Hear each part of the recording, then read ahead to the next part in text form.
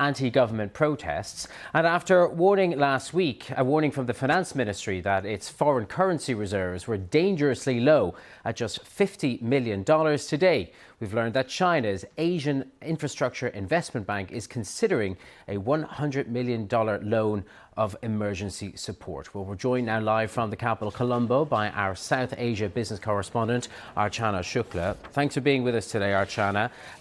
How useful will this money be if it indeed is drawn down?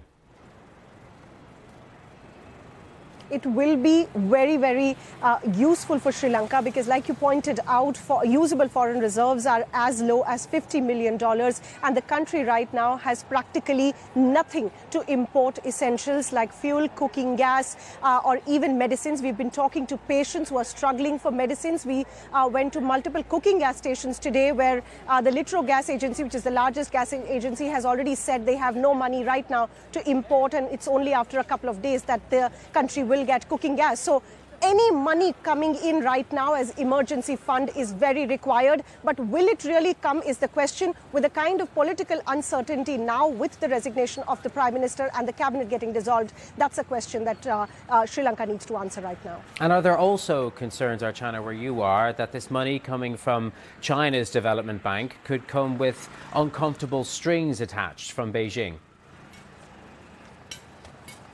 Absolutely. You know, we've seen that in the last 2 months, China has been a little reluctant to come forward and help Sri Lanka with credit lines or even talking on restructuring of their loan. They have also very categorically and openly shown their displeasure that Sri Lanka approached IMF for a bailout package. And hence, any money, any assistance coming from China will certainly come with strings attached, maybe more tougher, interest payments deadline, maybe tougher instances from China coming in. And now with no cabinet, no finance ministry and any team that they had spoken to a couple of hours ago, who is leading those talks and how the negotiations would go forward is again something very uncertain right now. And from the Development Bank's perspective, is this loan contingent on there being a stable government in place? Absolutely. Whether it is the International Monetary Fund that is talking on a complete bailout package, whether it is the other lenders who are talking about restructuring, or countries that are flowing in aid, everybody wants to see a stability, especially on the political side, because that is what would drive the economic recovery for the country. They have been, the cabinet has been talking just a few days ago. The finance minister spoke about bringing in a new budget that would increase income taxes because the government revenues have been dwindling.